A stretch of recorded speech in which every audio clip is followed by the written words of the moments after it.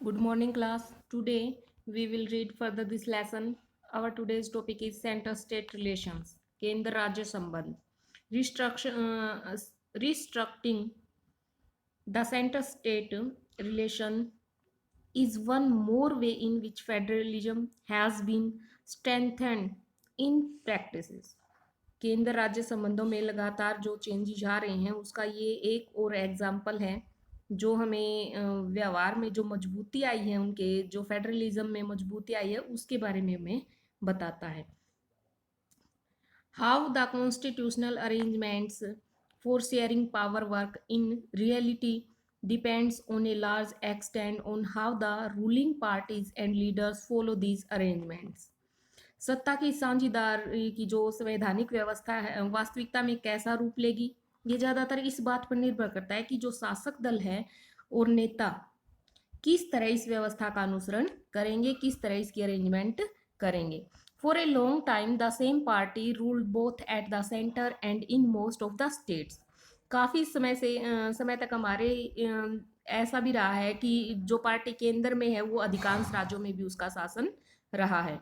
This meant that the state government did not exercise their rights as autonomous federal units.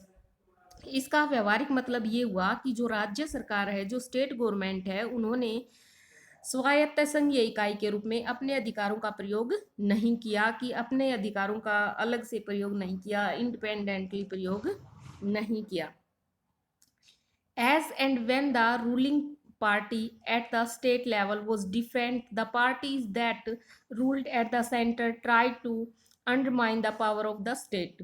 जब centre में अलग सरकार है और किसी केंद्र में अलग दल की सरकार है, अलग पार्टी की सरकार है, तो क्या होगा कि जो सेंट्रल गवर्नमेंट है वो जो स्टेट गवर्नमेंट है उसके अधिकारों की क्या करती है, अनदेखी करती है, उसको अंडर एस्टिमेट करती है स्टेट पावर को. In those days, the central government would often misuse the constitution to dismiss the state government that were controlled by the rival parties.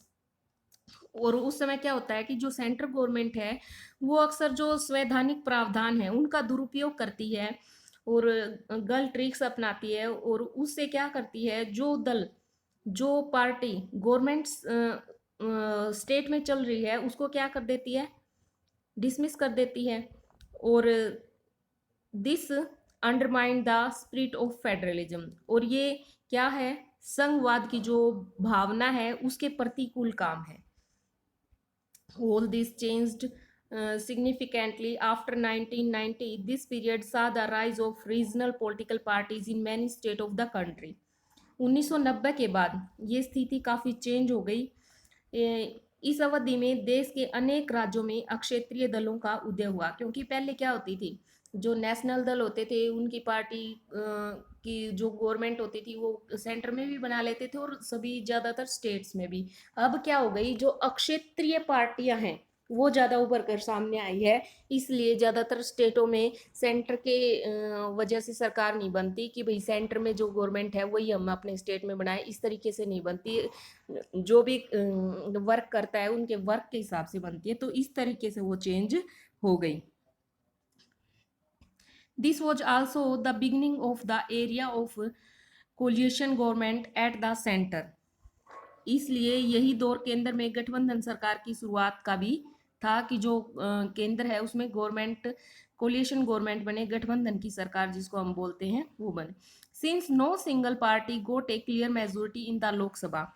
किसी एक पार्टी को लोकसभा में अगर बहुमत नहीं मिलता, the major national parties had to enter into an alliance with many parties, include several regional parties, to form a government at the center. तो जो प्रमुख राष्ट्रीय पार्टियां हैं उनको क्षेत्रीय दलों के समेत अन्य जो पार्टियां हैं उनसे गठबंधन करना पड़ता है और अपनी सरकार बनानी पड़ती है. कई सारी जो क्षेत्रीय दल हैं उनके साथ मिलकर के सरकार बनानी पड़ती है. This led to a new culture of power sharing and respect for the autonomy. तो इससे क्या है, सत्ता की साझेदारी और जो स्टेट गवर्नमेंट है उसकी स्वायत्ता का आदर की एक जो नई परंपरा है, जो नई भावना है वो पनपी है लोगों के बीच. This led to a new culture to power sharing, ये तो हो गया. ऑफ स्टेट गवर्नमेंट के लिए this trend was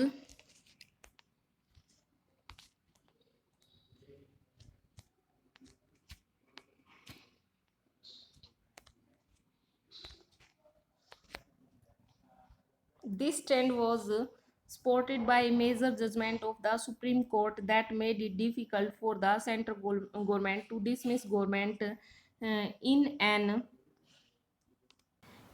arbitrary manner. तो क्या है कि जो ये प्रवृत्ति है, जो ये भावना है, उसको सुप्रीम कोर्ट के एक बड़े फैसले से भी एक प्रकार का सहयोग मिला, ताकत मिली। और क्या हुआ कि जो सुप्रीम कोर्ट है उसने अपना इसके पक्ष में फैसला सुनाया कि जो गवर्नमेंट सरकार है, जो स्टेट गवर्नमेंट है, उसको सेंट्रल गवर्नमेंट मनमाने ढंग से नहीं चला सकती, उसके ऊपर अपनी पावर नहीं थोप सकती सेंट्रल गवर्नमेंट स्टेट गवर्नमेंट के ऊपर। तो ये एक प्रकार का नया रूल किया गया। Thus, federal power sharing is more effective today than it was in the early years after the Constitution came into force. और इस प्रकार आज जो फेडरल सिस्टम है उसके तहत सत्ता की जो साझेदारी है संविधान लागू होने के बाद वाला जो दौर है उसकी तुलना में आज ज़्यादा प्रभावी है, क्योंकि आज क्या कर दिया गया है कि जो सेंट्रल गवर्नमेंट है उसकी पावर ज़्यादातर स्टेट गवर्नमेंट के ऊपर वो अपनी पावर नहीं थोप सकती है। जो स्टेट गवर्नमेंट है उसको अपने मनमाने ढंग से डिसमिस नहीं कर सकती है अगर स्टेट गवर्नमेंट अलग पार्टी की है तो। नेक्स्ट है, ये दिया गया है linguistic diversity of India. How many languages do we have in India? Bharat में कितनी भाषाएं हैं? The answer depends on how one counts it. इसका जवाब इस बात पर निर्भर करता है कि आप भाषाओं की गिनती किस तरह करते हैं। The latest information that we have is from the census of India held in 2011. और इसके बारे में जो नई सूचना है वो 2011 की जो जनगणना के आंकड़े हैं उससे हासिल हमें होगी।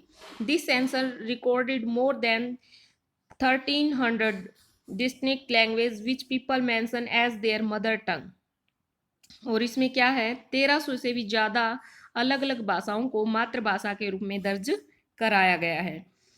These languages were grouped together under some major language. For example, language like Bhojpuri, Magdi, Bundelkhandi, Chhattisgarhi, Rajasthani and many other were grouped together under Hindi.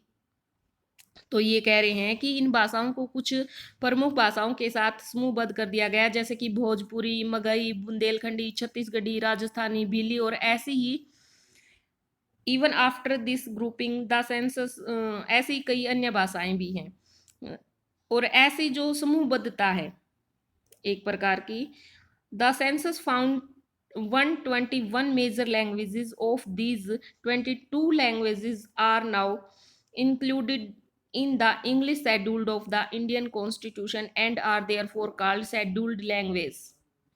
और इनमें से जो 22 हैं, जो जनगणना में 121 जो प्रमुख भाषाएं पाई गई हैं, उनमें से 22 जो लैंग्वेज हैं वो भारतीय संविधान की 8वीं अनुसूची में उनको रखा गया है।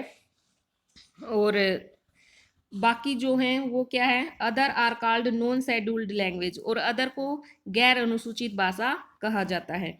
India is perhaps the most diverse country in the world. और भाषा के हिसाब से भारत दुनिया का सबसे ज़्यादा विविधता वाला देश है। A look at the enclosed table make it clear that no one language is the mother tongue of the majority of our population. जो साथ में आपको ये इस साइड दी गई है, जो तालिका हम बोल सकते हैं, जो एक प्रकार की लिस्ट दी गई है, उसमें अगर आप देखेंगे तो ये स्पष्ट हो जाएगा कि कोई भी एक भाषा, ज़्यादातर जो बहुसंख्यक भारतीय हैं उनकी मातृभाषा नहीं है। The largest language Hindi is the mother tongue of only about 44% Indians. जो हमारी मातृभाषा है हिंदी, वो केवल 44% इंडियंस की भाषा है, मातृभाषा है। If we add to that all those who knew Hindi as their second or third language, the total number was still less than 50% in 2011. दूसरी या तीसरी भाषा के तौर पर यदि हिंदी को जानने वालों की संख्या भी जोड़ ली जाए तो क्या होगा कि जो 50% है 2011 में, ये 50% से भी कम थी, ओनली 50% से भी कम थी।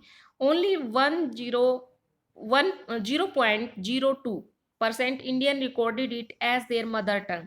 केवल 0.20% जो लोग हैं उन्होंने ही अपनी मातृभाषा इसे बताया था। Another 11% knew it as a second और थर्ड लैंग्वेज। और दूसरे जो 11% लोग थे उन्होंने इसको अपनी दूसरी या तीसरी भाषा के तौर पर दर्ज करवाया था। Read this table carefully, but you need not memorize it. Just do the following. इस जो ये तालिका दी गई है, जो ये टेबल दी गई है, उसको क्या करोगे, ध्यान से पढ़िए तो, लेकिन मेमोराइज याद करने की जरूरत नहीं है। सिर्फ इन कामों को कीजिए जो आगे आपको दिए गए हैं।